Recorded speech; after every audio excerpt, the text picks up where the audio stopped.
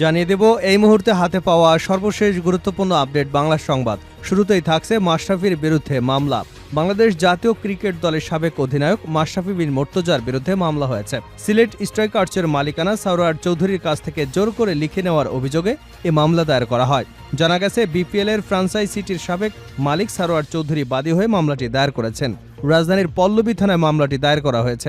সেখানে প্রধান আসামি করা হয়েছে মাশরাফিকে। পল্লবী থানার অফিসার ইনচার্জ নজরুল ইসলাম বিষয়টি নিশ্চিত করেছেন। এবারে জানাবো ছাত্র জনতার বিপ্লবের আকাঙ্ক্ষার মধ্য দিয়ে সকল ষড়যন্ত্র ভেসে যাবে। বিএনপির স্থায়ী কমিটির সদস্য সালাউদ্দিন আহমেদ বলেছেন, অভ্যন্তরীণ ও বহিঃশত্রুর বিরুদ্ধে বিভিন্ন ধরনের ষড়যন্ত্র চলমান আছে। ফ্যাসিবাদের প্রেতাত্মারা এখনও রাষ্ট্রীয় সব জায়গায় বসে আছে। তারা ষড়যন্ত্র করবার চেষ্টা করে যাচ্ছে। কিন্তু ছাত্র জনতার বিপ্লবের পর এদেশের মানুষের যে অভিপ্রায় আকাঙ্ক্ষা সৃষ্টি হয়েছে, এর মধ্যে সব ষড়যন্ত্র ভেসে যাবে। জানাবো সুষ্ঠু নির্বাচন ব্যবস্থা চাই জে এম কাদের। জাতীয় পার্টির চেয়ারম্যান জে এম কাদের বলেছেন, 1996 থেকে 2008 সালে ভালো নির্বাচন হলেও দেশ ভালো সরকার পায়নি। বিগত সময় সুষ্ঠু নির্বাচনের পর আমরা কখনো সঠিক রাজনীতি পাইনি। আমাদের সংবিধান এক ব্যক্তির হাতে সব ক্ষমতা দিয়েছে। এই সংবিধানের অধীনে সুষ্ঠু নির্বাচনে যাকেই ক্ষমতায় বসাবেন তিনিই ক্ষমতার জোরে দানব হতে বাধ্য। তাই সুষ্ঠু নির্বাচন নয়, সুষ্ঠু শাসন ব্যবস্থা চাই। এদিকে চাকুরির বয়স 35-এর দাবি যমুনায় আন্দোলনরতদের প্রতিনিধি দল।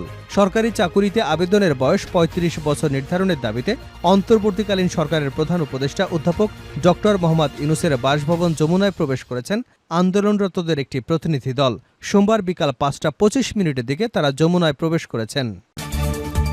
জানিয়ে দেব শ্রমিক হত্যায় সিপিবি নিন্দা ও প্রতিবাদ। আশুলিয়ায় গুলি করে শ্রমিক হত্যার তীব্র নিন্দা জানিয়ে হত্যা, গুলিবর্ষণ, নির্যাতন বন্ধ করে অর্থবহ সংলাপের মাধ্যমে শ্রমিকদের ন্যায্য দাবি মেনে নিয়ে শিল্পের সুষ্ঠু পরিবেশ ফিরিয়ে আনবার আহ্বান জানিয়েছে সিপিবি। সোমবার বাংলাদেশ কমিউনিস্ট পার্টির সভাপতি মোহাম্মদ শাহ আলম ও সাধারণ সম্পাদক রুহিন হোসেন প্রিন্স এক বিবৃতিতে এমন আহ্বান জানিয়েছেন। এবং সর্বশেষ জানাবো আন্তর্জাতিক সংবাদ। লেবাননে স্থল অভিযানের পরিকল্পনা ইসরায়েলের। লেবাননে চলছে ইসরায়েলের অবিরাম বোমা হামলা। এরই মধ্যে দেশটিতে স্থল অভিযান চালানোর প্রস্তুতি হিসেবে সীমান্তে সামরিক উপস্থিতি বাড়াচ্ছে ইসরায়েল। এক মার্কিন কর্মকর্তা সিএনএনকে জানিয়েছে, লেবাননের স্থল অভিযান হতে পারে বলে মনে করছেন তারা। তবে স্থল অভিযান কখন চালানো হবে এ বিষয়ে চূড়ান্ত সিদ্ধান্ত এখনও নেওয়া হয়নি বলে জানিয়েছেন ওই মার্কিন কর্মকর্তা। এতক্ষণ শিরোনাম শুনছিলেন, এবার বিস্তারিত। প্রিয় দর্শক, আপনি যদি এই চ্যানেলে নতুন হয়ে থাকেন, ভিডিওটি দেখতে দেখতে চ্যানেলটি সাবস্ক্রাইব করে আমাদের সঙ্গে থাকুন। আর এই ভিডিও সম্পর্কে আপনি আপনার মূল্যবান মতামতটি কমেন্ট বক্সে জানিয়ে দিন।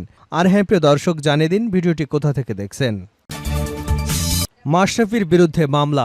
বাংলাদেশ জাতীয় ক্রিকেট দলের সাবেক অধিনায়ক মাশরাফি বিন মুর্তজার বিরুদ্ধে মামলা হয়েছে। সিলেট স্ট্রাইকার্সের মালিকানা সারোয়ার চৌধুরীর কাছ থেকে জোর করে লিখে নেওয়ার অভিযোগে এ মামলা হয়েছে। জানা গেছে বিপিএল এর ফ্রাঞ্চাইজিটির সাবেক মালিক সারোয়ার চৌধুরী বাদী হয়ে মামলাটি দায়ের করেছেন। রাজধানীর পল্লবী থানায় মামলাটি করা হয়েছে, যেখানে প্রধান আসামি করা হয়েছে মাশরাফিকে। পল্লবী থানার অফিসার ইনচার্জ নজরুল ইসলাম বিষয়টি নিশ্চিত করেছেন। মামলার এজাহারে বলা হয়েছে, জোরপূর্বক সারোয়ার চৌধুরীর কাছ থেকে সিলেট স্ট্রাইকার্সের মাদার প্রতিষ্ঠান ফিউচার স্পোর্টস বাংলাদেশ লিমিটেডের মালিকানা কেড়ে নেওয়া হয়েছে। মাশরাফির কার্যালয়ে বসে হেলাল বিন ইউসুফ শুভ্র নামে সিলেট স্ট্রাইকার্সের সহমালিক সারোয়ার চৌধুরী মাথায় রিভলভার ঠেকিয়েছিলেন। রেজিস্ট্রার অব জয়েন্ট স্টক কোম্পানির এক কর্মকর্তা সারোয়ারকে কোনো কিছু জিজ্ঞাসা না করেই স্বাক্ষর নিতে শুরু করেন। এমনকি তার পাসপোর্টও জব্দ করা হয়েছিল। এ সময় তিনি যেন কারোর সঙ্গে বিষয়টি নিয়ে কোনো কথা না বলেন সেই হুমকিও দিয়েছিল শুভ্র। মামলাটিতে মাশরাফি ছাড়াও হেলাল বিন ইউসুফ শুভ্র, মোহাম্মদ ইমাম হাসান অজ্ঞাত, রেজিস্ট্রার অব জয়েন্ট স্টক কোম্পানির এক কর্মকর্তা কে এম রাসেল, বাবুল এবং অজ্ঞাত সহ মোট 8 জনকে আসামি করা হয়েছে। ছাত্র জনতার বিপ্লবের আকাঙ্ক্ষার মধ্য দিয়ে সকল ষড়যন্ত্র ভেসে যাবে, সালাউদ্দিন আহমেদ। বিএনপির স্থায়ী কমিটির সদস্য সালাউদ্দিন আহমেদ বলেছেন, অভ্যন্তরীণ এবং বহিঃশত্রুর বিভিন্ন ধরনের ষড়যন্ত্র চলমান আছে। ফ্যাসিবাদের প্রেতাত্মারা এখনও রাষ্ট্রীয় সব জায়গায় বসে আছে। তারা ষড়যন্ত্র করবার চেষ্টা করে যাচ্ছে। কিন্তু ছাত্র জনতার বিপ্লবের পর দেশের মানুষের যে অভিপ্রায়, যে আকাঙ্ক্ষার সৃষ্টি হয়েছে, এর মধ্যে সব ষড়যন্ত্র ভেসে যাবে। আজ সোমবার ওলামা দলের 54তম প্রতিষ্ঠা বার্ষিকী উপলক্ষে বিএনপির প্রতিষ্ঠাতা শহীদ প্রেসিডেন্ট জিয়াউর রহমানের বীর উত্তমের মাজারে শ্রদ্ধা এবং ফাতিহা পাঠ শেষে সাংবাদিকদের তিনি একথা বলেন। সালাউদ্দিন আহমেদ বলেন, বিএনপি ধর্মীয় মূল্যবোধে বিশ্বাসী দল, সকল ধর্মের স্বাধীনতায় বিশ্বাসী। আমরা সাম্প্রতিক সম্প্রীতি বজায় রেখে সকল বৈষম্য দূর করে একটি গণতান্ত্রিক বাংলাদেশ বিনির্মাণে প্রচেষ্টা চালিয়ে যাচ্ছি। তিনি বলেন, দেশের সকল মানুষ তার ধর্মীয় স্বাধীনতা উপভোগ করবে, সাম্প্রদায়িক সম্প্রীতি সবসময় বিরাজমান থাকবে। অন্যান্য ধর্মীয় লোক হলেও আমরা সবাই বাংলাদেশি, এদেশের নাগরিক, সকলে সব সুবিধা ভোগ করবে।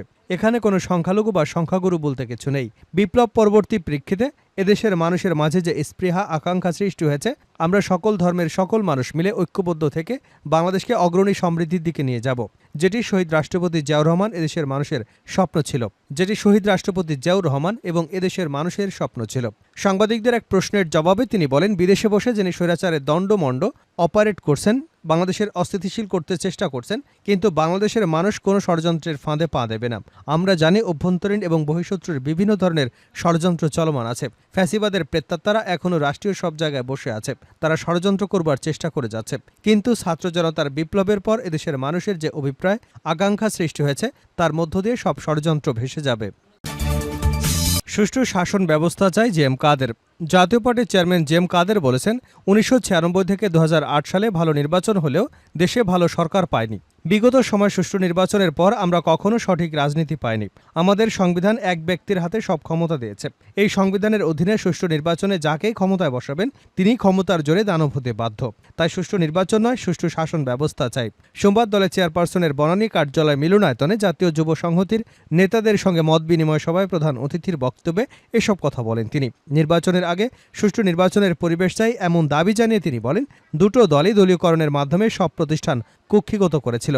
আমরা কখনো প্রশাসন এবং বিচার বিভাগ দলীয়করণ মুক্ত পেয়েছি? এক দলীয়করণ থেকে আরেক দলীয়করণ চাই না। সংবিধানে সংশোধন করে গণমুখী এবং জবাবদিহিমূলক সরকার ব্যবস্থা করতে হবে এমন দাবি করে তিনি বলেন, জাতীয় সংসদ নির্বাচনের আগে আমরা স্থানীয় সরকার নির্বাচন চাই, তবে আমরা বুঝতে পারব নির্বাচন বিষয়ে কতটা সংস্কার হলো, নির্বাচন সুষ্ঠু হবে কিনা। যারাই ক্ষমতায় আসুক তারা যেন দানব না হতে পারে। বর্তমান অন্তর্বর্তীকালীন সরকারের প্রতি আমাদের আস্থা আছে, ব্যক্তিগতভাবেও আমরা তাদের বিশ্বাস করি। চাকুরির বয়স ৩৫ দাবি যমুনায় আন্দোলনরতদের প্রতিনিধি দল। সরকারি চাকুরিতে আবেদনের বয়স ৩৫ বছর নির্ধারণের দাবিতে অন্তর্বর্তীকালীন সরকারের প্রধান উপদেষ্টা অধ্যাপক ডক্টর মোহাম্মদ ইউনূসের বাসভবন যমুনায় প্রবেশ করেছেন আন্দোলনরত একটি প্রতিনিধি দল। সোমবার বিকাল ৫টা ২৫ দিকে তারা যমুনায় প্রবেশ করেছেন। এর আগে বিকাল ৩:৩০টার দিকে প্রধান উপদেষ্টার বাসভবনের সামনে এক সংবাদ সম্মেলনে আন্দোলনকারীরা জানান, তারা প্রধান উপদেষ্টার সাক্ষাৎ চান। প্রধান উপদেষ্টা ছাড়া কারো সঙ্গে তারা আলোচনা করতে চান না। সাক্ষাৎ না পাওয়া পর্যন্ত আন্দোলন চালিয়ে যেতে চান তারা। এদিকে বয়সীমা বৃদ্ধির দাবি বিবেচনায় একজন সাবেক সচিবকে প্রধান করে কমিটি গঠন করে দিয়েছে সরকার। আগামী ৭ কার্যদিবসের মধ্যে কমিটিকে প্রতিবেদন দিতে বলা হয়েছে। শ্রমিক হত্যায় সিপিবির নিন্দা ও প্রতিবাদ। আশুলিয়ায় গুলি করে শ্রমিক হত্যার তীব্র নিন্দা জানিয়ে হত্যা, গুলিবর্ষণ এবং নির্যাতন বন্ধ করে অর্থবহ সংলাপের মাধ্যমে শ্রমিকদের ন্যায্য দাবি মেনে নিয়ে শিল্পের সুষ্ঠু পরিবেশ ফিরিয়ে আনবার আহ্বান জানিয়েছে সিপিবি। সোমবার বাংলাদেশ কমিউনিস্ট পার্টির সভাপতি মোহাম্মদ শাহ আলম এবং সাধারণ সম্পাদক রুহিন হোসেন প্রিন্স এক বিবৃতিতে এমন আহ্বান জানিয়েছেন। গণমাধ্যমে পাঠানো বিবৃতিতে নেতৃবৃন্দ বলেন, দীর্ঘদিন যাবৎ শ্রমিকদের শোষণ নির্যাতন করা হয়েছে। ট্রেড ইউনিয়ন অধিকার না দিয়ে গণতন্ত্রের চর্চা করতে দেওয়া হয়নি। অনেকগুলো কারখানায় বকেয়া বেতন না দিয়ে উপরন্তু অতীতের ন্যায় দমন পীড়ন চালিয়ে শ্রমিকদের বিক্ষুব্ধ করা হয়েছে।